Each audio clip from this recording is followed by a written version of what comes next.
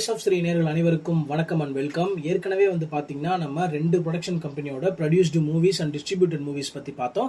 இப்போ இந்த வீடியோல நம்ம எந்த ப்ரொடக்ஷன் கம்பெனியை பத்தி பார்க்க போறோம் அப்படின்னு பாத்தீங்கன்னா நம்ம சன் பிக்சர்ஸ் தாங்க. சன் பிக்சர்ஸை பொறுத்த வரைக்கும் பாத்தீங்க அப்படின்னா அவங்க ப்ரொடியூஸ் பண்ண பிலிம்ஸை விட வாங்கி டிஸ்ட்ரிபியூட் பண்ண பிலிம்ஸ் தான் தமிழ்நாட்டில் அதிகம். ஸோ இந்த வீடியோல நம்ம ஃபர்ஸ்ட் அவங்களோட டிஸ்ட்ரிபியூட்டட் பிலிம்ஸை பத்தி பாத்துருவாங்க. ஸோ இவங்க ஃபர்ஸ்ட் டிஸ்ட்ரிபியூட் பண்ண பிலிம் என்ன அப்படின்னு பாத்தீங்கன்னா 2008 நம்ம நக்குல் சுனைனா நடிப்புல காதலில் விழுந்தேன் அப்படின்னு சொல்லிட்டு ஒரு படத்தை டிஸ்ட்ரிபியூட் பண்ணியிருந்தாங்க. பாக்ஸ் ஆபீஸ்லயும் சரி அதே மாதிரி கமர்ஷியலாவும் சரி ஒரு நல்ல ஹிட் கொடுத்துச்சுங்க. அதுக்கடுத்து பாத்தீங்க அப்படின்னா நம்ம ஜீவா பூனம் பஜ்வா அவங்களோட நடிப்புல தெனாவெட்டு அப்படிங்கிற படத்தை ரிலீஸ் பண்ணியிருந்தாங்க. இந்த படமும் பாத்தீங்க அப்படின்னா காதலின் விழுந்தேனை தாண்டி ஒரு நல்ல ஹிட் கொடுத்துச்சுங்க. அதுக்கடுத்து மூணாவதா என்ன படம் அப்படின்னு பாத்தீங்கன்னா திண்டுக்கல் சாரதி. ஸோ இந்த திண்டுக்கல் சாரதி படம் பாத்தீங்க அப்படின்னா திண்டுக்கல் மையமா வச்சு எடுத்தனால ஓரளவுக்கு திண்டுக்கல் மக்கள் கிட்ட ஒரு நல்ல ரெஸ்பான்ஸ் கொடுத்தது. ஆனா ஆல் ஓவர் பாத்தீங்க அப்படின்னா கொஞ்சம் ஆவரேஜா தாங்க ஓடிச்சு. அதுக்கடுத்து பாத்தீங்க அப்படின்னா 2009 நம்ம தனுஷ் நடிப்புல வெளிவந்த படிக்காதவன், அப்புறம் சுந்தர்சி நடிப்புல வந்த தீ, அதுக்கடுத்து நம்ம சூர்யா பிரபு தமனா பாட்டியா எல்லாரும் நடிச்ச அயன் படங்க. அதுக்கடுத்து மறுபடியும் நக்குல் சுனைனா அவங்க நடிப்புல மாசிலாமணி, அதுக்கடுத்து பாத்தீங்க அப்படின்னா பிருத்திவிராஜ் சக்தி நடிச்ச நினைத்தாலே இனிக்கும், அதுக்கடுத்து பாத்தீங்கன்னா பரத் தமனா நடிச்ச கண்டேன் காதலை, அதுக்கடுத்து பாத்தீங்க அப்படின்னா நம்ம விஜய் அனுஷ்கா செட்டி நடிச்ச வேட்டைக்காரன். இப்ப நான் சொன்ன எல்லா படங்கள்லயுமே பாத்தீங்க அப்படின்னா ஒரு மெகா ஹிட் பிளாக் பஸ்டரா அமைஞ்சது அயன் படம் தாங்க. சோ இதுக்கு அடுத்தபடியான ஒரு வரிசையில் இருக்குது என்னென்ன அப்படின்னு பாத்தீங்கன்னா வேட்டைக்காரன், அதுக்கப்புறம் பாத்தீங்கன்னா மாசிலாமணி, நினைத்தாலே இனிக்கும், கண்டேன் காதலை.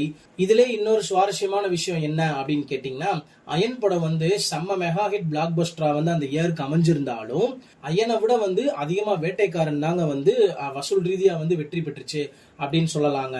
சோ இதுல தீ படிக்காதவன் இந்த 2 படமே கொஞ்சம் ஆவரேஜா தாங்க ஓடுச்சு. அடுத்து பாத்தீங்க அப்படின்னா 2010 நம்ம விஷால் நடிப்புல தீராத விளையாட்டு பிள்ளை, விஜய் தமனா நடிப்புல சூர்யா அனுஷ்கா நடிப்புல சிங்கம், அப்புறம் ஜெயம் ரவி தமனா பாட்டியா நடிப்புல தில்லாலங்கடி, அப்புறம் ரஜினிகாந்த் ஐஸ்வர்யா ராய் நடிப்புல எந்திரனுங்க. சோ இந்த படங்கள்ல பாத்தீங்க அப்படின்னா எந்திரனுக்கு நம்ம ஃபர்ஸ்ட் பிளேஸ் கொடுக்கலாங்க. கிட்டத்தட்ட இவங்க டிஸ்ட்ரிபியூட் பண்ண பிலிம்லேயே அந்த பீரியடுக்கு தமிழ் சினிமால அதிகபட்ச ஒரு பாக்ஸ் ஆபீஸ் கொடுத்ததுன்னா இந்த படம் தாங்க. கிட்டத்தட்ட 360 கோடி வரைக்கும் பாக்ஸ் ஆபீஸ்ங்க. அதுக்கடுத்தபடியா பாத்தீங்க அப்படின்னா ஒரு மெகா ஹிட் பிளாக் பஸ்டரா சிங்கம் படம் அமைச்சதுங்க. அதுக்கடுத்து ஹிட் லிஸ்ட்ல பார்த்தோம் அப்படின்னா தில்லாலங்கடி, தீராத விளையாட்டு பிள்ளை அமையுங்க. இதுல இன்னொரு ஒரு சோகமான விஷயம் என்ன அப்படின்னா அந்த வருஷத்திலே இவங்க எடுத்திருந்த சுறா படம் கிட்டத்தட்ட one of the worst flops in விஜயோட கேரியருங்க.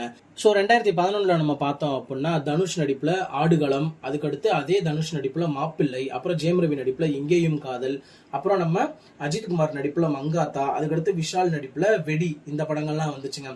ஸோ இந்த படங்கள்ல மங்காத்தா மட்டும்தாங்க ஒரு சூப்பர் டூப்பர் மெகா ஹிட் ஆச்சு. அதுக்கடுத்து இருக்க எல்லா படமும் பாத்தீங்கன்னா ஒரு ஆவரேஜான மூவியா தாங்க அப்போதைக்கு இருந்துச்சு. சோ அடுத்து பாத்தீங்கன்னா இவங்க சசிகுமாரோட நடிப்புல 2013 குட்டி புலி அப்படிங்கிற படத்தை டிஸ்ட்ரிபியூட் பண்ணியிருந்தாங்க. சோ இந்த படம் பாத்தீங்க அப்படின்னா கமர்ஷியலா ஒரு நல்ல ஹிட்டுங்க. அடுத்து 2014 இங்க என்ன சொல்லுது அப்படின்னு சொல்லிட்டு விடிவி கணேஷ் மீரா ஜாஸ்மின் நடிச்ச படம். இந்த படம் ஏன் எடுத்தாங்க, ஏன் டிஸ்ட்ரிபியூட் பண்ணாங்க அப்படிங்கிறது கண்டிப்பா சன் பிக்சர்ஸ்க்கே ஒரு புரியாத புதிராதாங்க இருக்கு. அடுத்து பாத்தீங்க அப்படின்னா 2015 முனி 3 காஞ்சனா 2 அப்படிங்கிற படத்தை டிஸ்ட்ரிபியூட் பண்ணியிருந்தாங்க. ஸோ இந்த படம் பாத்தீங்க அப்படின்னா ஒரு சூப்பர் டூப்பர் ஹிட் ஆகி 100 crores வரைக்கும் பாக்ஸ் ஆஃபீஸ்ல ஏர்ன் பண்ணுச்சு. அடுத்து பாத்தீங்கன்னா 2018 ஒரே ஒரு படங்க. அது என்னன்னா நம்ம விஜய் கீர்த்தி சுரேஷ் நடிப்புல சர்க்கார் திரைப்படங்க. ஸோ இந்த படமும் பாத்தீங்க அப்படின்னா கமர்ஷியலாவும் சரி பாக்ஸ் ஆஃபீஸ்லயும் சரி ஒரு வேற லெவல் ஹிட் ஆச்சுங்க. கிட்டத்தட்ட 260 கோடி வரைக்கும் இந்த படம் வசூல் செஞ்சுச்சுங்க. அடுத்து 2019 3 படத்தை டிஸ்ட்ரிபியூட் பண்ணிருக்காங்க. பேட்டை, காஞ்சனா 3, நம்ம வீட்டு பிள்ளை. இந்த பேட்டை, காஞ்சனா 3, நம்ம வீட்டு பிள்ளை கிட்டத்தட்ட 3 படங்களுமே ஒரு செம்ம ஹிட் ஆச்சுங்க. அதே மாதிரி 2021 அண்ணாத்த அப்படிங்கிற திரைப்படத்தை டிஸ்ட்ரிபியூட் பண்ணியிருந்தாங்க. ஸோ இந்த அண்ணாத்த படம் பாத்தீங்க அப்படின்னா கமர்ஷியலா ஒரு நல்ல ஹிட்னு சொல்ல முடியாது. ஆனா பாக்ஸ் ஆஃபீஸ்ல ஏதோ ஓரளவுக்கு ஆவரேஜா ஓடிச்சு. ஆனா போட்ட காசு எடுத்தாங்கிறது இப்ப வரைக்கும் தெரியலங்க. ஸோ 2022 நம்ம சூர்யா நடிப்புல எதற்கும் துணிந்தவன், நம்ம விஜய் அவர்கள் நடிப்புல பீஸ்ட், இந்த 2 படத்தை டிஸ்ட்ரிபியூட் பண்ணியிருந்தாங்க. ஸோ இந்த லிஸ்ட்ல பார்த்தோம்னா பீஸ்ட் படம் ஒரு ஆவரேஜான படமா இருந்தாலுமே கலெக்ஷன் வைஸ்ல நல்லாவே போயிருக்கு அப்படிங்கறத அவங்களே ஒத்துக்கிட்டாங்க. அதுக்கடுத்து பாத்தீங்கன்னா எதற்கும் துணிந்தவன் இந்த படம் ஒரு ஃபிளாப் லிஸ்ட் படம் தாங்க.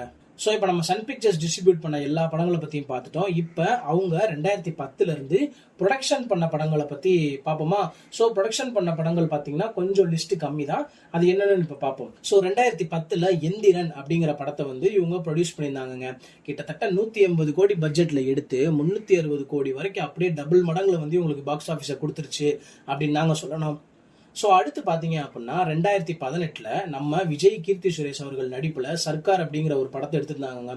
இந்த படத்துக்கும் பார்த்தீங்க அப்படின்னா கிட்டத்தட்ட பட்ஜெட் வந்து 150 180 கோடி வரைக்கும் வந்து கிட்டத்தட்ட பாக்ஸ் ஆஃபீஸில் 270 கோடி வரைக்கும் ஒரு செம்ம ஹிட் ஆச்சுங்க.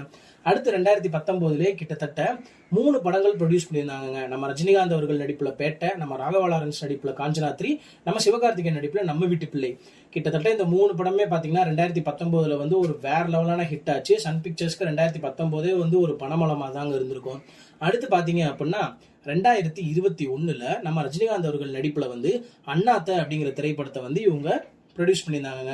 ஸோ இந்த படம் பார்த்தீங்க அப்படின்னா கமர்ஷியலாகவும் சரி பாக்ஸ் ஆஃபீஸ்லேயும் சரி கொஞ்சம் ஆவரேஜாக தாங்க போச்சு. அடுத்து 2022 கிட்டத்தட்ட 3 படங்கள் வந்து ப்ரொடியூஸ் பண்ணியிருந்தாங்க. அதில் ஃபர்ஸ்ட் என்ன படம் அப்படின்னு பார்த்தீங்கன்னா எதற்கும் துணிந்தவன், அடுத்து என்ன படம்னு பார்த்தீங்கன்னா பீஸ்ட், அதுக்கடுத்து பார்த்தீங்கன்னா நம்ம திருச்சிற்றம்பலம். ஸோ இந்த 3 படங்களில் பார்த்தீங்கன்னா நம்ம தனுஷ் நடிப்பில் வந்த திருச்சிற்றம்பலம் படம் தாங்க வந்து அதாவது போட்ட அமௌண்ட்டுக்கு ஒரு நல்ல ப்ராஃபிட்டை கொடுத்த மூவி அப்படின்னு சொல்லலாம். அதுக்கடுத்து செகண்ட் பிளேஸ்ல இருக்குது பீஸ்ட் படங்க. ஸோ இந்த பீஸ்ட் படத்தோட பட்ஜெட் வந்து கிட்டத்தட்ட 180 கோடி வரைக்கும் இருந்துச்சு. ஆனால் பாக்ஸ் ஆஃபீஸில் வந்து அந்த போட்ட காசை எடுத்து 220 கோடியோட ஒரு ஆவரேஜான மூவியா ஸ்டாப் ஆயிடுச்சு. அடுத்து எதற்கும் துணிந்தவன் வந்து ஒரு நல்ல பட்ஜெட்ல எடுத்தாங்க. பட் ஆனால் வந்து அது ஃபிளாப் லிஸ்ட்ல சேர்ந்துருச்சுங்க.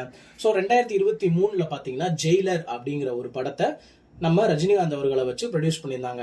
இந்த படம் பார்த்தீங்க அப்படின்னா கிட்டத்தட்ட 300-350 கோடி வரைக்கும் பட்ஜெட் போயிடுச்சு. ஆனால் பார்த்தீங்க அப்படின்னா பாக்ஸ் ஆஃபீஸில் கிட்டத்தட்ட 600 650 கோடி வரைக்கும் நல்ல ஒரு கெயின் பண்ணிருச்சுங்க. அப்புறம் 2024 வந்து ராயன் அப்படிங்கிற ஒரு படத்தை தனுஷை வச்சு ப்ரொடியூஸ் பண்ணியிருந்தாங்க. ஸோ இந்த ராயன் படத்தை பற்றி பார்த்தீங்க அப்படின்னா பட்ஜெட் வந்து ஓரளவுக்கு நார்மலாக இருந்தாலுமே வந்து இந்த படத்தோட பாக்ஸ் ஆஃபீஸ் கிட்டத்தட்ட 150+ crores மேலே வந்து ஒரு மெகா பிளாக் பஸ்டர் ஆயிடுச்சுங்க. ஸோ நெக்ஸ்ட் பார்த்தீங்க அப்படின்னா 2025 இவங்களோட என்னென்ன படங்கள் வந்து இப்ப தியேட்டருக்கு வரப்போகுது அப்படின்னு பாத்தீங்கன்னா நம்ம ரஜினிகாந்த் அவர்கள் நடிப்பிலே வந்து 2 படம் ப்ரொடியூஸ் பண்றாங்க. ஃபர்ஸ்ட் அதுல எந்த படம் வரப்போகுது அப்படின்னா கூலி, அதுக்கடுத்து பாத்தீங்கன்னா ஜெயிலர் 2. இந்த 2 படத்துக்குமே வந்து கிட்டத்தட்ட மிகப்பெரிய எதிர்பார்ப்பு இருக்குங்க. ஏன்னா வந்து ஜெயிலர் வந்து ஆல்ரெடி 650 crores வரைக்கும் நல்லா ஏர்ன் பண்ணுச்சு. ஜெயிலர் 2 வந்து வரனால ரொம்ப எதிர்பார்ப்பு இருக்கு. அதே மாதிரி வந்து லோகேஷ் கனகராஜோட அந்த லியோ, விக்ரம் இந்த வரிசையில வந்து இப்ப கூலி வந்து ஜாயின் ஆயிருக்குங்க. சோ வந்து கூலி, ஜெயிலர் இந்த 2 படத்துல வந்து எந்த படம் வந்து 1000 crore ஃபர்ஸ்ட் நமக்கு தமிழ் சினிமா கொடுக்க போகுது அப்படிங்கிற மாதிரி எல்லாருமே ஒரு மாதிரி ஆர்வமா பேசிட்டு இருக்காங்க. அடுத்து பாத்தீங்க அப்படின்னா நம்ம அட்லியோட 6th டைரக்ஷன்ல நம்ம அல்லு அர்ஜுன், தீபிகா படுகோனே நடிக்கிற ஒரு பேரிடப்படாத படத்துக்கு வந்து இப்ப ப்ரொடியூஸ் பண்றாங்க. சோ இந்த வீடியோல நான் ஏதாச்சும் வந்து டீடைல்ஸ் விட்டுட்டேன் அப்படிங்கிற மாதிரி தெரிஞ்சு அப்படின்னா கீழே கமெண்ட் பண்ணிட்டு ஷேர் பண்ணிட்டு மறக்காம லைக் அண்ட் சப்ஸ்கிரைப் பண்ணிட்டு போயிருங்க. Bye by.